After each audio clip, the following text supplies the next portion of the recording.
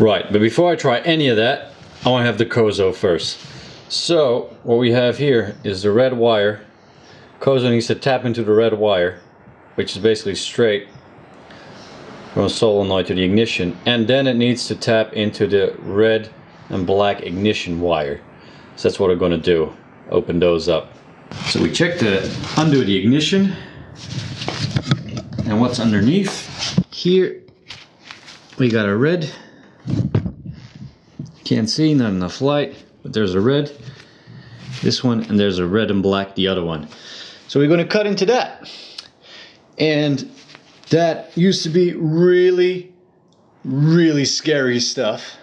And again, Brian on the West Coast, thanks for the work you did on the bike back then and giving me starting confidence to do this kind of stuff.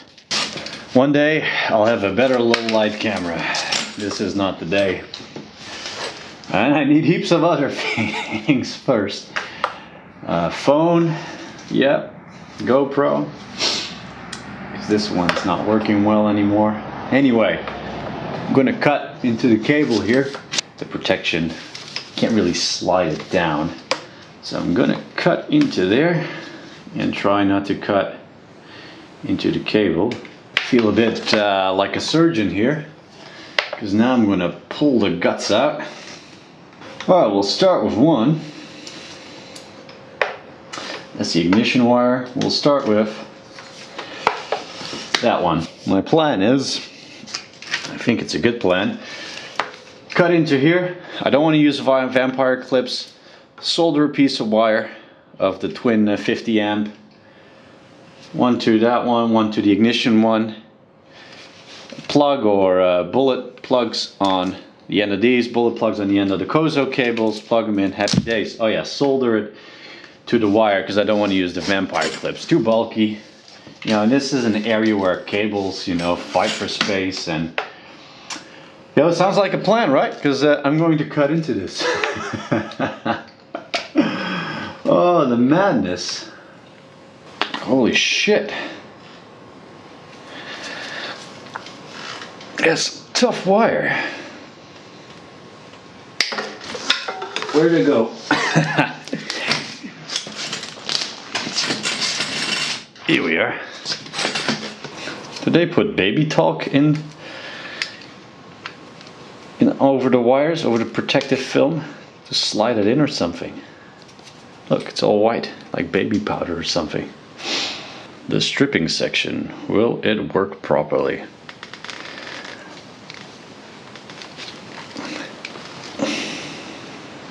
Sort of. Alright, so in my overzealousness, and it won't be the last time something like that happens in my life, I've already laid bare both cables, the ignition one, and I stripped a bit of the twin cable here, the 50 amp, and it's massive. And I'm like, maybe I can use some other 10 amp wire for this. And then I thought, well, there's probably 30 amps coursing through here. Maybe that's too much. Then I thought, well, what about the bit that goes through the ignition, from the ignition to the fuse box? I was like, oh, from the fuse box it must be another one going too. And it's true, number C, which is the ignition fuse, which I am well aware of, which is also red and black. So the question here is, do you want it fused or not? Now the Koso thing here says main power switch. So one from the positive pole to the battery, and the other one key on main power switch. But that doesn't tell me fused or not fused. I'd imagine you want to fuse because you in between there, because you don't want to blow up the Koso, right? I'm overthinking it here, but I am going to switch to the 10 amp wire. You should see the wires on the Koso, they're so small, there's not too much running through there. Plus, you know, there's one that's hooked up directly from the battery, so that's 30 amps, so we'll see how it goes. So the wire is pretty thin, the soldering wire. So what I did initially is just wrap it around the electrical wire like a coil and then solder it down. Alright, I've done red.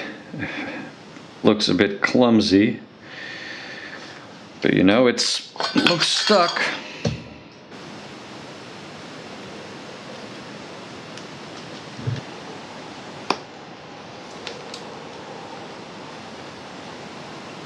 That wasn't good. Now I cut into the goddamn wire.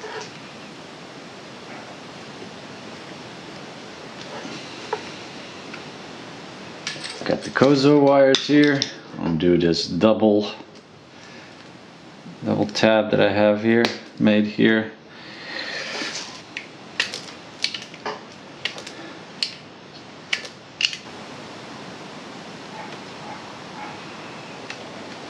Right, let's plug them in. So I think red here is positive connection. So I made sure that red goes on red, and then the brown, the ignition brown, goes on the red and black. It's always good to have a bit of at least one cable overlap for clarity, eh? Alright, made the Koso god smile on me. Oh, lucky me. Solenoid's not hooked up. Right, take two. Oh, come on. Okay, it might help to have the ignition wire also hooked up. Take three. Come on. Okay, I take it that the ground might be very important too, so that's hopefully connects properly through here. Because the old plug did come with a ground. Oh, what do we got there? Hello, baby. Hello. What's your name? Oh, how do you do? Oh, you know, the ignition wasn't even on. You see? Yeah. Something is completely messed up, so it works when the ignition is off. Okay. Okay, I had the earth still in the wrong plug. Now it's gone to the proper earth. So it's switched off. There's information on here, but it's not on anymore, which is good. I don't know if this is supposed to stay on like that while it's off, but this looks like more normal behavior.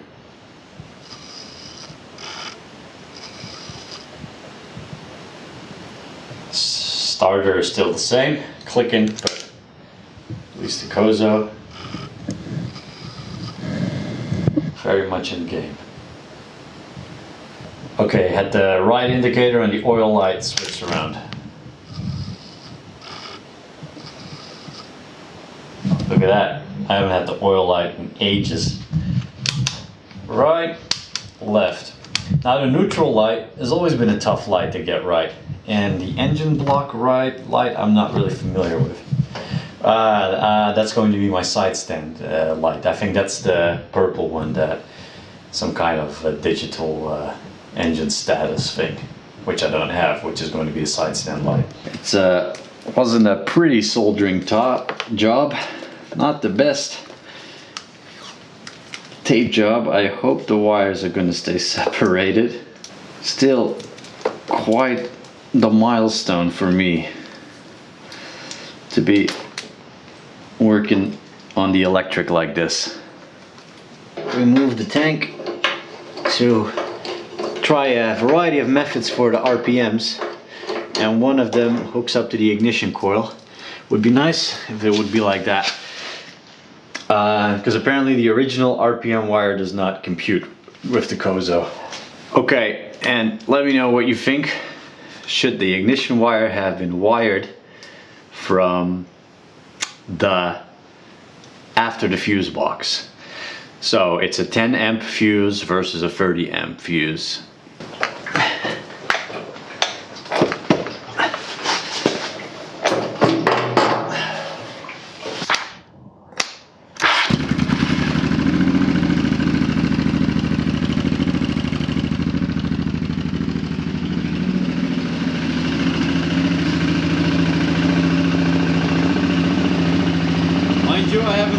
RPMs in years.